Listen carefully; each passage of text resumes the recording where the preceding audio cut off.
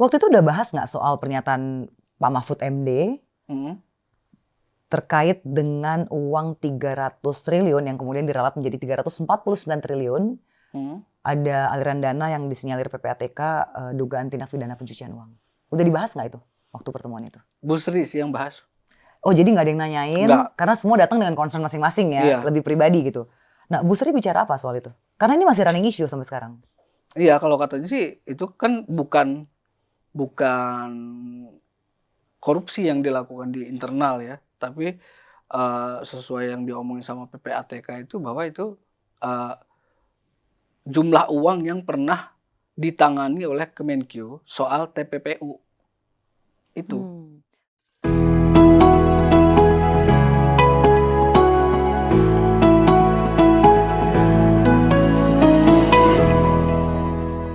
Halo, ketemu lagi di Gado-Gado Cheryl Tansil. Hari ini saya mau membahas mengenai kisah mengenai influencer yang diundang oleh Ibu Sri Mulyani beberapa waktu lalu. Tepatnya pada tanggal 17 Maret.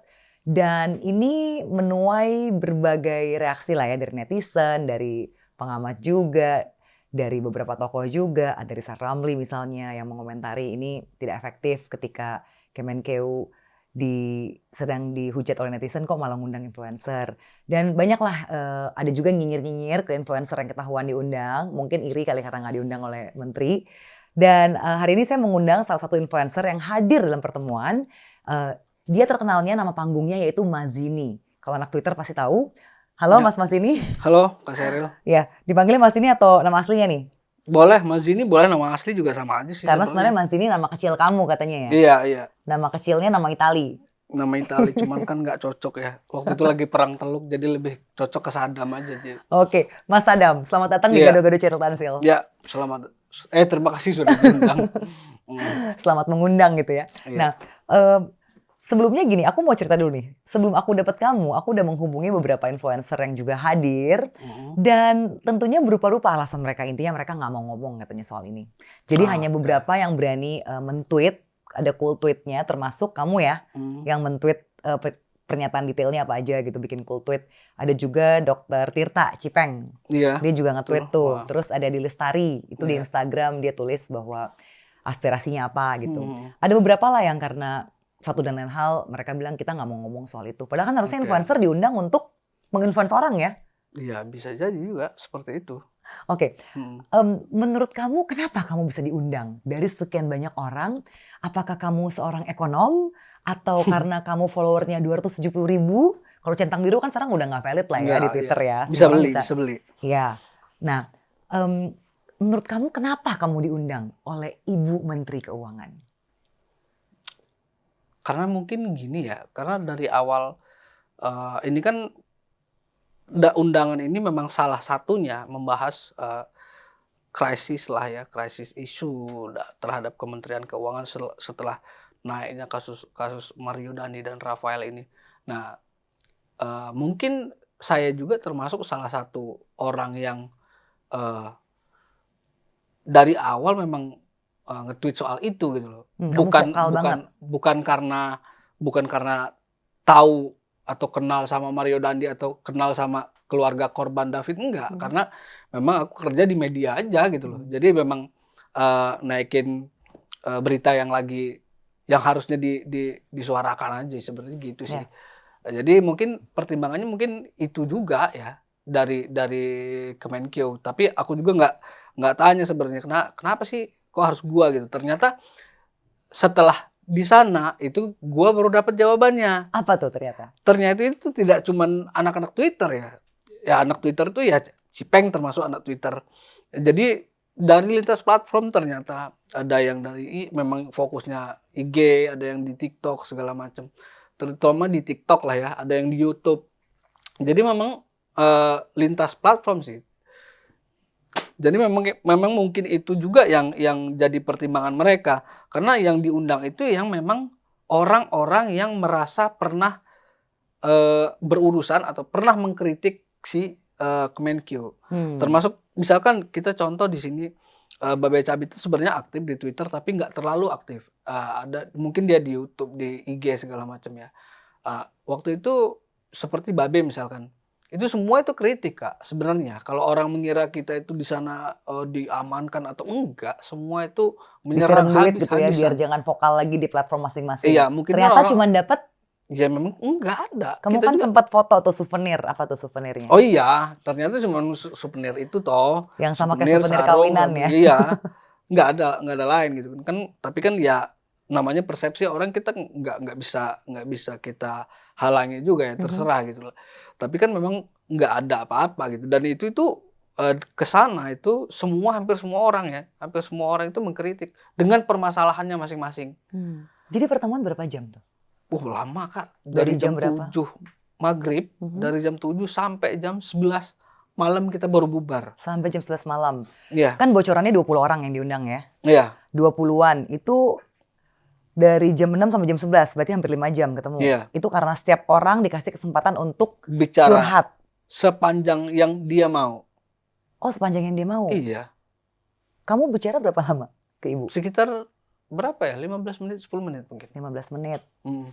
Oke. Nah, siapa yang mengundang kamu? Dapat undangannya dari mana? Apa dihubungin di sosial media atau Iya, ada? dihubungin di WhatsApp aja gitu. Mhm. Dari sesama influencer Iya, yang dari ikut datang? sesama influencer juga. Jadi, terus itu Namanya nggak mau disebut ya di sini? nggak usah lah. Terus Aku sih udah itu tahu sebenarnya, cuma nggak boleh disebut ya. udah Harus itu menghormati. gini, kontak-kontakannya gini, eee, "Ini gua ngapain ya ke sono sebenarnya ya?" Oh, Terus kamu itu nanya ke dia waktu iya, jalan? udah itu terus, tapi ini si Dokter Tirta sebenarnya juga nggak mau nih, tapi kalau lu datang ke sono dia datang. Ya udah gua Dan juga dah kamu kenal sama Dokter Tirta juga? kenal di Twitter, Hmm. tapi ngobrol langsung itu baru malam itu gitu. Jadi sama kayak gini, kayak, Dokter Tirta mau datang, kalau gua datang, gua juga ya udah deh gue datang karena ada dia gitu. Kenapa sih awalnya nggak mau Dokter Tirta dan kamu tuh kenapa? Karena Ya takut nggak tahu karena dihujat, kesannya dibeli bukan. oleh pemerintah? Bukan, karena kita diundang apa, urgensinya apa, itu juga kita belum dikasih tahu kan, dan nggak tahu juga. Tapi yang jelas sih clue-nya itu mereka bilang gini, ya pertemuan aja soalnya ya kita membahas, isu yang lagi lagi parah-parah banget gitu kan. Termasuk apa yang mau lo sampein ke dia ya lo sampein aja. Menurut gua gini sih, akhirnya gua juga berpikir selama ini kan gua ngeritik itu secara tidak langsung ya di media sosial terus-terusan hampir setiap hari kita didengar juga Betul. enggak, kadang iya, kadang didengar, kadang enggak juga kan. Lebih banyak enggaknya Kadang malah. kalau nge-tag malah yang jawab admin gitu ya? Iya. Nah, akhirnya Adminnya robot. ya adminnya bot juga. Jadi ketika ada kesempatan kayaknya kalau langsung kenapa nggak gua ambil aja gitu. Akhirnya gua ambil. Oke, jadi sempat nggak mau ya. Padahal kan biasa orang awam tuh kalau misalnya dapat undangan menteri, kesenengan, udah nggak mikir panjang, pokoknya bisa foto sama SMI, bisa flexing di sosmed. Kamu nggak kepikiran kayak gitu ya? Malah jangan-jangan takut karena sering kritik ya? Takut mau dibungkam gitu. Iya, gua udah Sempat ada kepikiran ke kekhawatiran arah itu di itu awal? sih, heeh. Ternyata pas ketemu galak nggak ibu? Enggak lah, enggak sama sekali lah. Oke, jadi kan kamu bilang semua orang dikasih kesempatan untuk berbicara. Dan gue dapat bocoran dari influencer lain, dia bilang, oh ibu itu habis ditembakin. Jadi benar-benar dibuka ruang seluas-luasnya, semua orang boleh mengkritik, itu boleh bahkan ya. Iya, memang isinya kritik semua, nggak ada yang muji. Serius, nggak ada yang muji. Kalau kamu apa yang kamu bawakan? Aspirasi apa yang kamu bawakan untuk dihadirkan ke Kemenkeu? Yang jelas harus ini ya, kita kalau yang gua tangkap, yang waktu itu gua sampai juga, dan yang gua tangkap dari teman-teman yang ada di Twitter itu, kita nggak butuh tuh himbauan. Jadi kan ini kayak kegeser gitu, himbauan yang rame akhirnya himbauan pejabat hidup sederhana, pejabat jangan flexing. Enggak, kita nggak butuh itu. Lu urus ini kasus sampai benar.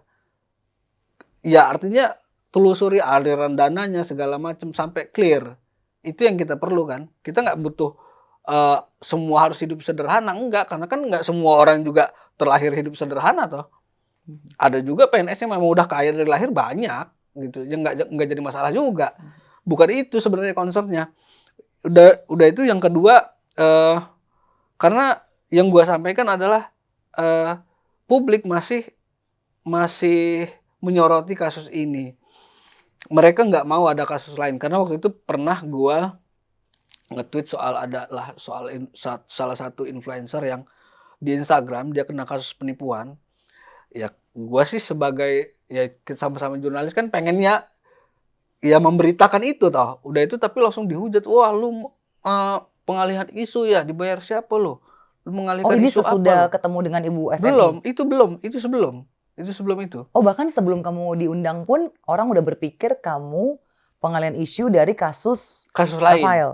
Ya, mengalihkan isu Oh, jadi kasus udah rame nih Rafael. kasus Iya, Mario Dandi udah rame, udah udah itu gua nembakin nge-tweet bapaknya, kamu nge-tweet lain. kasus lain, Mhm. kayak gua dituduh membelokkan isu itu. Seakan-akan Padahal kamu buzzer gitu. iya. Loh, Padahal kok ya bisa? Menurut kamu kenapa bisa gitu? nggak ngerti juga.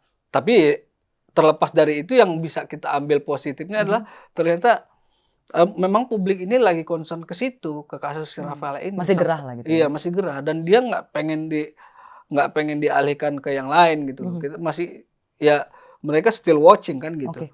Itu sih yang gue sampein ke menteri waktu itu. Terus kalau yang satu lagi misalkan untuk menangani krisis misalkan bisa menunjukkan kinerja anak buah dia yang benar-benar gitu loh. Seperti apa. Biar nggak selamanya tone-nya negatif gitu. Tapi itu ditolak. Oh, ditolak. Saranku untuk Jadi langsung menunjuk dijawab. Jadi kalian memberikan Iya. kritik atau saran langsung dijawab saat itu juga? Iya. Oh, ditolaknya gimana tuh? Ditolak gimana? Gue bilang gini, "Bu, kalau mau balikin citra sebenarnya bisa. Ya tinggal ibu tunjukin aja anak buah ibu yang kerjanya benar-benar real, membantu masyarakat segala macem, bersih, jadi up aja ke publik." "Ah, enggak lah Mas, saya nggak mau." Gue langsung dijawab gitu.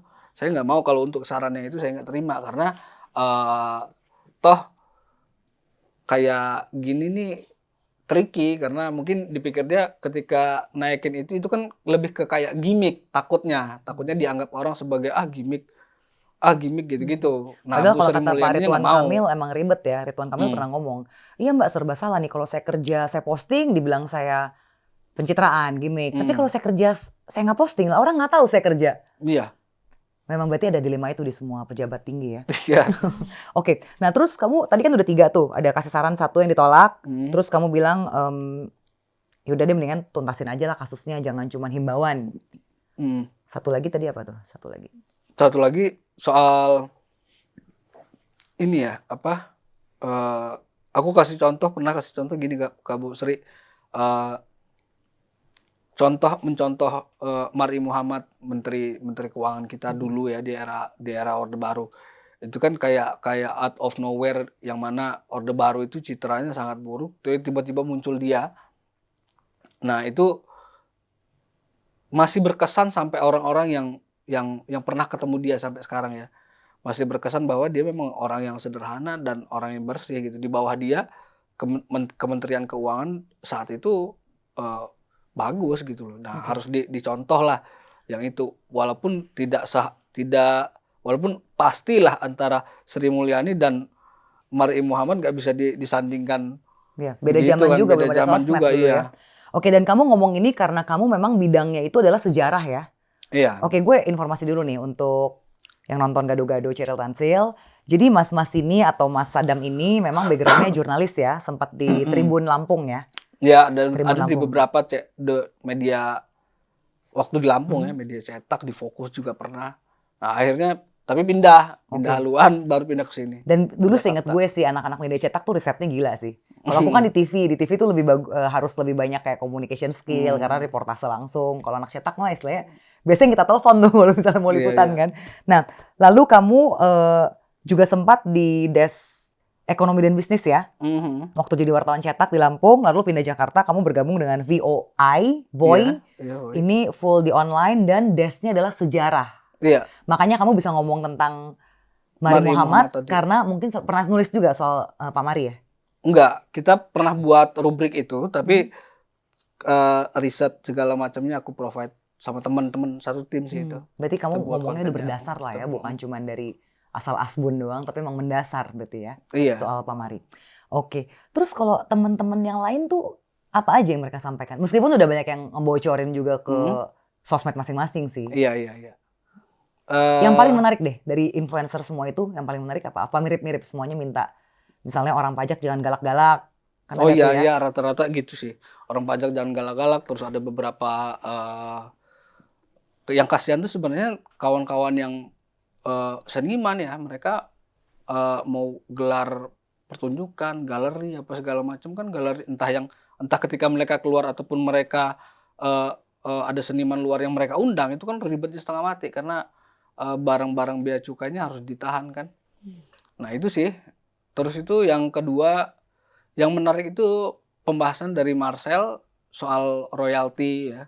Royalti untuk pencipta lagu ya? Iya, royalti untuk pencipta lagu itu mereka kritik juga. Iya. Dan Marcel ketuanya tuh kalau nggak salah, Iya, ketua asosiasi perkumpulan penyanyi yang memperjuangkan itu ya? iya. Nah, udah Oke. itu si masalah Babe Sabita juga pernah pernah maksudnya pernah mengalami yang nggak enak lah gitu. Akhirnya Babe cerita waktu soal dia membayar pajak itu. Nah, yang jadi masalah ini orang-orang kayak gua dan teman-teman yang lain saat itu diundang adalah yang kebanyakan kerjanya ini ya kayak kita gini ya, online dan tidak ada patokan yang jelas. Untuk red card aja kan kita nggak ada rules-nya. Red card, menentukan red card apa segala macam itu nggak ada rules-nya. Jadi untuk membayar pajak segala macam untuk di kalangan influencer itu memang masih masih rada-rada membingungkan. Akhirnya itulah yang ditanyakan juga sih, kenapa sih nggak ada kayak semacam sosialisasi gitu buat kita-kita gitu kan, untuk teknis membayar pajak untuk orang-orang freelance seperti kita gitu. Jawabannya apa? Ya akhirnya mereka memang mengakui bahwa untuk sosialisasi itu memang kurang dan bakal sosialisasikan lagi sih gitu. Terus ada jawaban soal pemotongan royalti untuk penulis juga pernah dibahas juga di situ.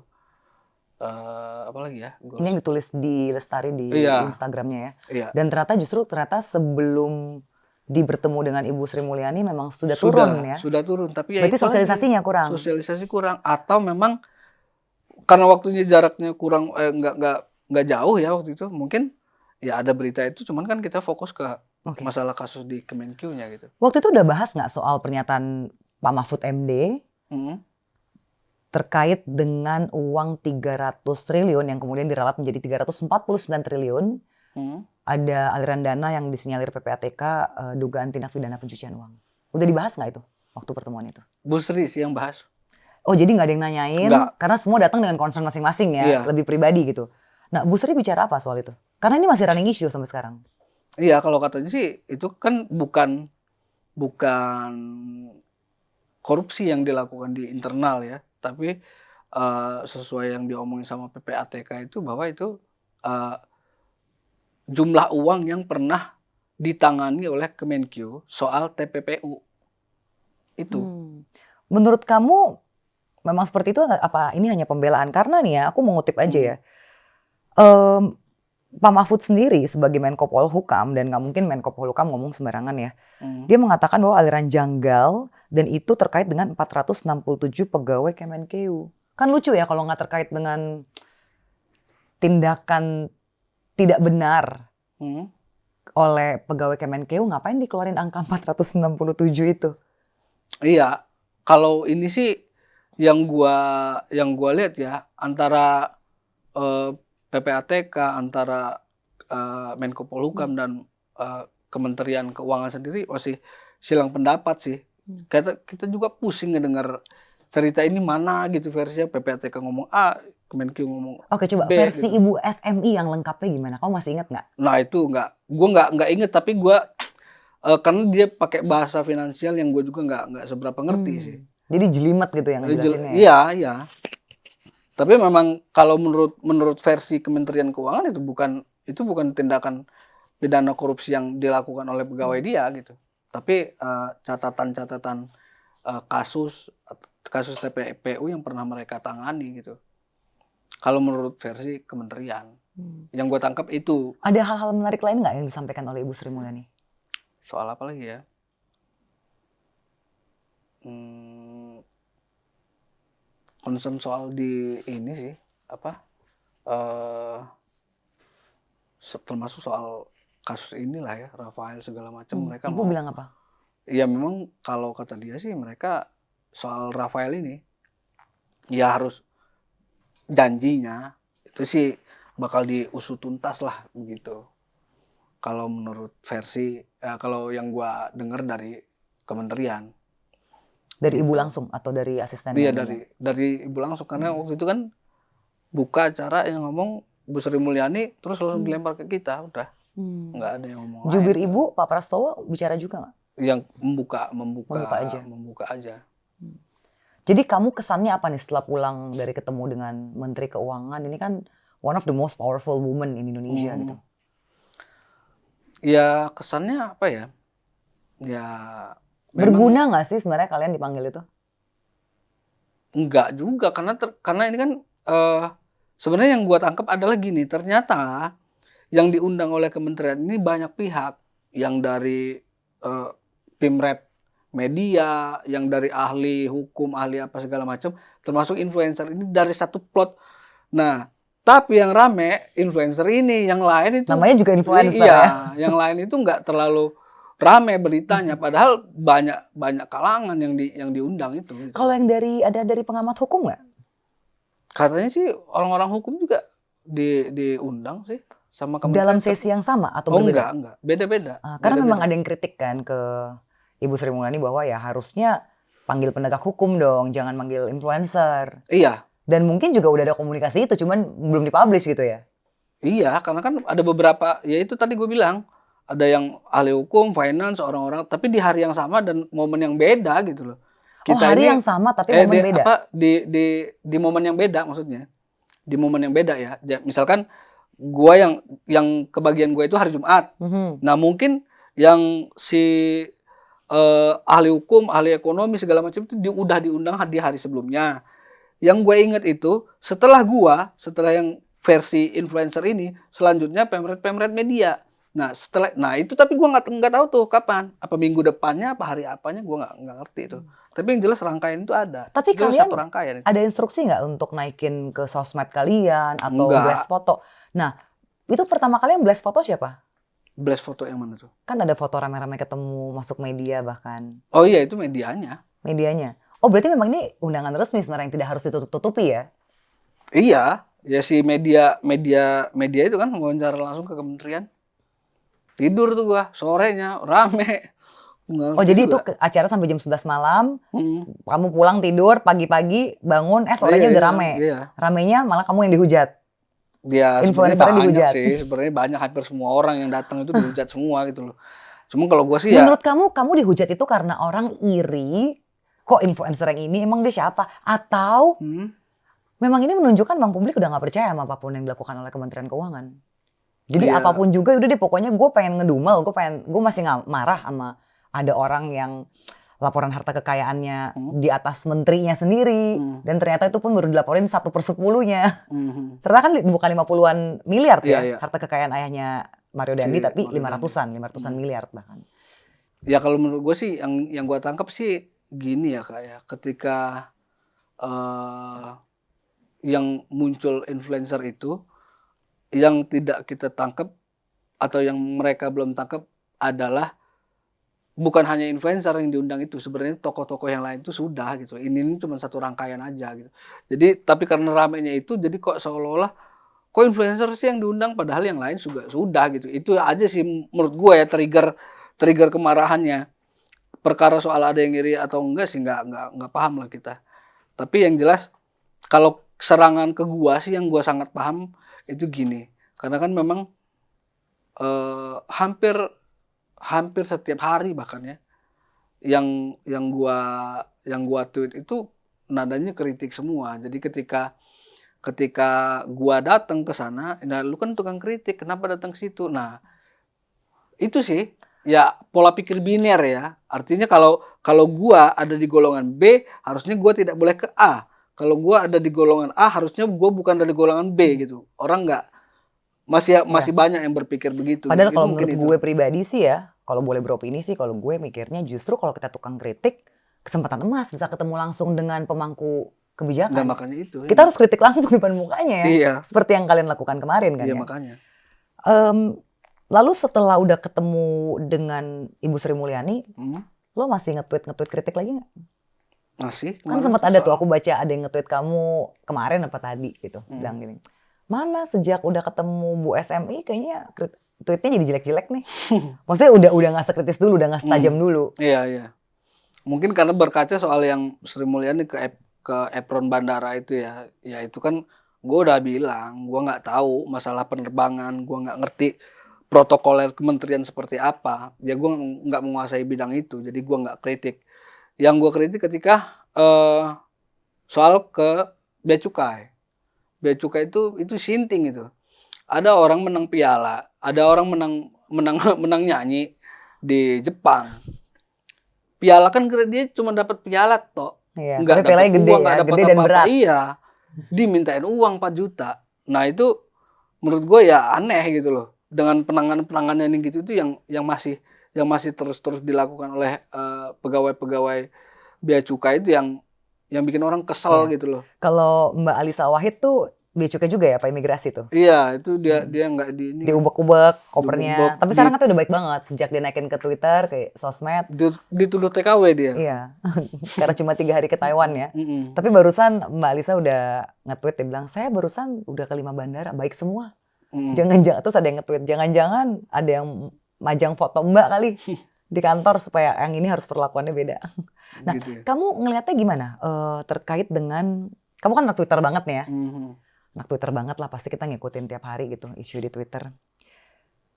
Lo ngeliat nggak bahwa ada serangan balik dari entah siapa, apa buzzernya, mungkin orang-orang yang oknum-oknum di Ditjen Pajak yang mengatakan bahwa iya sekarang kan tiap hari diserang nih, katanya nggak boleh kaya pejabat, ASN nggak boleh kaya. Padahal kan mungkin aja ASN itu bisa aja dong, ayahnya mungkin punya tambang batu bara, ibunya punya kebun sawit. Jadi wajar kalau anaknya kaya. Nah, ada narasi-narasi seperti itu mulai bermunculan di Twitter. Dan lo sebagai anak Twitter lama yang berhasil, misalnya lo akun udah suspend, lo bikin akun lagi dalam 2 tahun bisa 270.000 follower. Lo ngeliatnya gimana fenomena ini? Itu organik atau emang perlawanan terkoordinir? Kalau menurut gue lebih ke organik sih, karena kadang ada, karena gini, memang ada beberapa akun di Twitter yang fokus untuk sorotin gaya kehidupan mewah orang-orang di kementerian ya, atau di pemerintahan. Yang ini justru belain loh. Yang ini justru belain. Nah, tapi maksud gue gini, tapi kan kadang tidak berdasar. Ini mobilnya ini rumahnya ininya ini istrinya libur. Itu terus so what gitu loh. Kalau lu ada datanya berapa dia korupsi apa ya beberin aja gitu loh. Ya, mungkin berangkat dari situ mungkin keresahannya.